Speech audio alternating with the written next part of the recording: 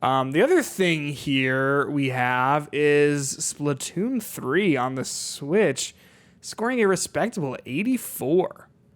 Ooh. Justin, I know we've both been playing it, but before we talk about like our thoughts in general, Nintendo just straight up made a blog post about its sales, and that is like not super common, but on the Japanese Nintendo site, they posted a blog post titled "Domestic Sales of Splatoon 3 for Nintendo Switch surpassed 3.45 million in the first 3 days." So that is a lot of units to sell in 3 days, and I think again it's domestic, so I imagine that is just in Japan. Yeah, I think this is just in Japan, and like Splatoon is a phenomenon in Japan. I mean, I think it's popular here, but like from like it is just huge. Sure. And I think we can talk about this later, but like you have Call of Duty as a franchise that is like one of like the most successful franchises, and they have like a new iteration every year of that game, or every other year it seems. But like this game, I think the fact that it's Splatoon 3, second Splatoon game on the Switch, and it's still selling this good, this soon, I think is amazing. It's just one of those things though, right? About like, you can, Call of Duty is so popular and they're churning these things out, every 12 to 24 months, but like with Splatoon or other games of this kind, like you have time to miss it. Yeah. You have time to anticipate, like, oh my gosh, Splatoon 3 is coming. Because the last one came out in like 2018? Probably before that, 2017 maybe? It was like close to launch, I thought. It was one of the... Well, maybe no, it wasn't, because when the Splatoon Joy-Cons came out, I was really into getting those. But, yeah. It's funny you mentioned that, Justin. I've got with me right here the Splatoon 3 Nintendo Switch OLED. I imagine this does not look very good on the camera. And I saw me, I was like twice. I saw me like twice. Ooh. First you held it up for half a second. I was like, it looks dirty. No, it's got the nice, the little graffiti on the back. This thing's cool. And hey, the Nintendo Switch OLED is oh, that's right. Pretty sweet. It is pretty sweet. It's the first time I've really played one. And I think with this game in particular, with just how colorful it is, the OLED really makes it pop. But hey, I've been playing Splatoon 3. Have you been playing Splatoon 3? I have also been playing Splatoon 3. What do you think? Have you played Splatoon before? I played Splatoon 2 in college with my roommate. I did not own a Switch at that time, and he was like, "You try this out." And I thought it was pretty fun. But other than that, never touched it. Okay, so you've never like owned it or anything like that. Nope. So I played Splatoon 2 when it came out. I was excited because just with how things worked, I kind of missed Splatoon 1. And then Splatoon 2 came out. I was like, all right, I'm going to get into this. And I got into it as much as I can get into a multiplayer video game. And I liked it a lot. And the game itself just kind of fizzled out after a while. They stopped supporting it. So when Splatoon 3 came out, I was actually really excited for it because just having a game like that, that you can just get a very quick, casual action, like a Splatoon game, it's fun. And I feel like you don't have to be the most accurate, the best shooter, the best whatever to have fun in it. And there's so much gameplay in it, from the different modes that they have to the different types of games to the single player to anything like that. So I was really excited about Splatoon 3, and I am still to this day very excited and happy with Splatoon 3.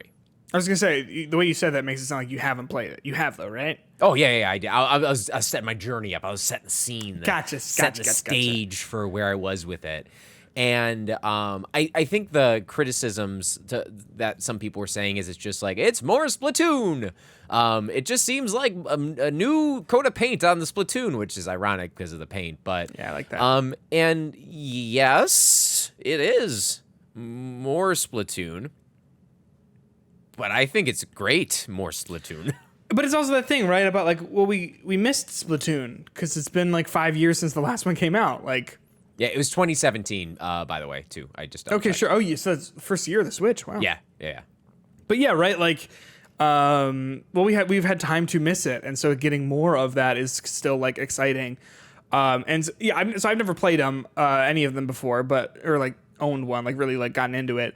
But it seems like there's a lot to it, and like it offers a lot more maybe than the other games did. No, not really. So again, I haven't played Splatoon 1 to be up on this. Yeah. But it's pretty much the same game. I even went back to play Splatoon 2 before this because there's apparently like a save transfer thing, but then it was on my old Switch and I didn't feel like doing all that shit. It wasn't worth it to get a fucking t-shirt or whatever it was. But it's the same. It's just fresher. I like that. Talking about squids and octopus and whatnot. Yeah, that's fun. And they're all like fresh people. But there's a certain differences, some slight changes, but like it is just the best version of Splatoon to play. And when I went back to play Splatoon 2, getting a match, hard.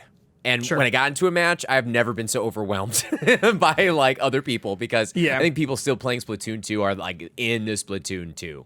Yeah. So yeah, I think this game is pretty much a plus of everything the old Splatoon 2 was, with the only like new and notable exception. Did you play the Tetris game? No, but I saw that I got a bunch of cards for it, and I was like, I'm gonna look at this later. Yeah, what is the name of that, of the game? It's like I don't know. I have not touched that yet, but that's one of these. The thing about this game, it's almost so overwhelming when you first get it that there's so much different stuff that you can really like dive deep and engage in. Yeah. And when this came out on Friday, I was like, oh, I don't know what to do. Like part of it was like I gotta level up multiplayer so I can open up a couple other things, but the single player is really good in this game. Have you gotten deep into that? So I didn't know. So like, because of my move, I have not had a lot of time for video games, believe it or not. What? But I know, crazy. Life gets in the way. Life gets in the way, or whatever Dr. Ian Malcolm said in the classic film Jurassic Park. Dominion. 2 Lost in Space. I like that. I would watch that. Dinosaurs in Space. Come on. Okay, side note, Jurassic Park could team up with any property, what would it be? Fast and Furious. Oh my God. They'd be chasing the Raptors. Vin Diesel. That was great. I need to see this right now. What was your answer? Oh, I was going to say like something stupid like Star Wars or something like that, but like no one needs that. People Fast and Furious is pretty good, right? Like, Fast and Furious, yeah. Yes. No, but Splatoon, like, I haven't had a whole lot of time to play it, but like, I have been trying to do as many matches as I can, and then I wanted to get to the Salmon Run thing for our Patreon exclusive bonus episode. And then also I was like, oh, I should probably check out this campaign. So I've done like 3 or 4 levels in it. For me, it's not anything I'm super into at this point, but like, hey, who knows? So this sounds like it gets better. This is gonna sound like the Xenoblade Chronicles 3 player and me coming out, but like, did you get past the first world? Oh no. Okay. No, I did not. So it'll open up and be less linear after a while. It's still like tutorializing a lot of the stuff, but like eventually you have a lot more choice with how you go about it. And I think it's dumb how they do that too, because it played so similar to the original, I guess Splatoon 2 single player story with how it kind of like went. But then once you get to the open world aspect of it, it turns into the Octo expansion type of situation where like you start in and you get to choose what weapon you're going to use, and some weapons are like the harder weapons and stuff. Okay, cool. And then you have more like choice. Do you want to like go to the next world, or do you want to like undo the fuzzy stuff in the whole place and like get power-ups and stuff? So it does open up in a way that is much more satisfying with upgrades and all this other stuff once you get past that initial thing. But it goes on long enough, what you did, that I think a lot of people might just start it and be like, I'm good. Because that's the thing. It feels like you do that initial tutorial, and then you get put into Splatsville, which is a great name. Nintendo, by the way, always has great names for their cities, like New Donk City. Come on, Splatsville. Splatsville. I love that. I can't think of another city. Me neither. It's just those two, I guess. But but they're good. but damn it, they're great. Hyrule. Come on. Kong Island, is that one? Donkey Kong, Donkey Konga. Anyway, you do that tutorial and then you get thrown in there, and it feels like that's it. And then you do more of the campaign and it's like more tutorial and it's like, oh, I imagine like what you're saying. It would be very easy for someone to bounce off of that and be like, oh, I kind of get what this is about. But I will then continue I will make sure that I keep with that. They have some really cool objectives too in it. Like one of them, there was a big like Easter Island face, and it's like paint me, and you had to like paint it like as much as you could, and like fun. And like it was just like there's enough differences in what you have to do from match to match or from level to level that makes it unique, and it's really clever. And so far, from where I'm enjoying it more than Splatoon 2's. Okay, well there you go. Yeah. I'm enjoying it a lot. I immediately turned off the motion controls. You did? You turned them off? Yeah, it's just like I'm way more accurate using how are you playing it? Handheld. I haven't been able to set everything up yet. So, I mean, I think this is the great debate about Splatoon. Do you motion control or do you stick it? I think if you get past that initial motion control hump, it is much easier to do. So basically, like for the joystick will control left and right. Motion controls can kind of like find aim everything. So I like put the sensitivity as high as possible for the motion controls, just so it's like I barely move the switch when I'm playing it handheld to do it, and it kind of works better for some of the finer shooting things. Sure. But there's still the moments when I still get like turned around, or like if things are getting really intense, like it's bad enough with my shooting skills when I have like joysticks, but like when it's the motion controls, like and I'm like moving everywhere, definitely don't win those battles. But the game itself is not super accurate. Like you can be, but like you don't have to be. And like I think it's fun enough no matter how you want to play this game with the weapons that you play, that if you want to just paint the ground and roll around, you can. If you want to like attack people and go for kills, then you can do that too, and there's some fun in it. But yeah, I don't know if there's a wrong way to play it, but either control scheme actually works, I think.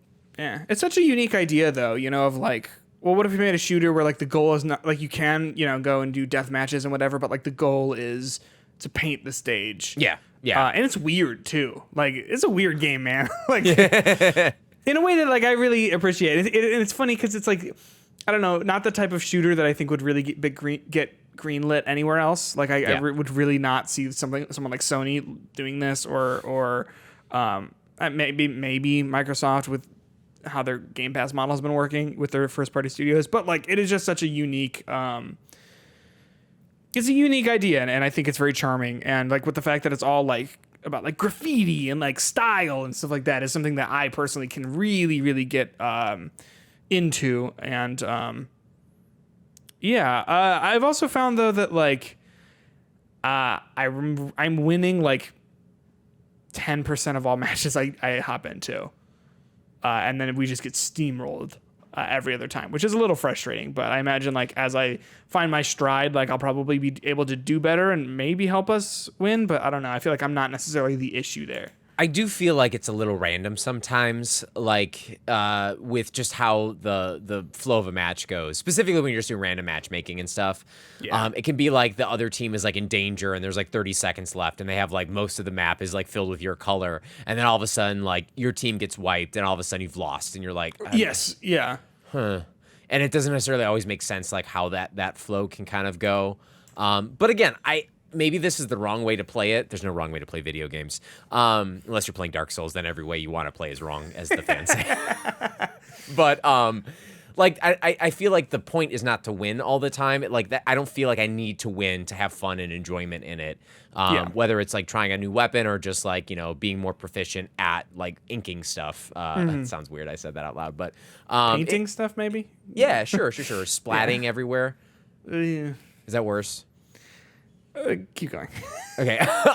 But I feel like it is still like almost cathartic to play in like in a relaxing way, as you're just like splatting everywhere and the sound is just so again I gotta watch these words here, but it's just a juicy squishy sound that like I know it sounds like a disgusting way to describe it, but like it just feels right. But I mean like I think that there's something to it where it's like not like the matches are so short that like whether you win or lose, I don't know, like I'm not like really mad about it either way, you know. And the fact that it's not even like, you know, there is combat in it, you know, you're shooting guns and stuff, but the fact that the objective is not necessarily to kill people, but to like paint stuff does give it that like sort of just relaxing, like, you know, we're sitting down, gonna play some low stakes video games, like, that is just like based around being fun. So I'm really enjoying it. You can tell when you're playing against a squad, like if you're just playing with randoms. Absolutely tell, because it'll be like at the very end, it'll be like, who's got the most? I like the way that it's like, who won? Who won? What do you guys think? Who won? And it'll be like 90-10. And it's like, okay, they won. And like you can always tell when you got destroyed because obviously you see the map, but like it'll like put like show you both almost competitive to a little bit. Yeah. And then one time I did it, it was like 8% for each of us. And I was like, oh fuck. And it ended up being like I think 9 to 91. I was like, Just well, destroyed. we had to really try there, huh? That's awesome.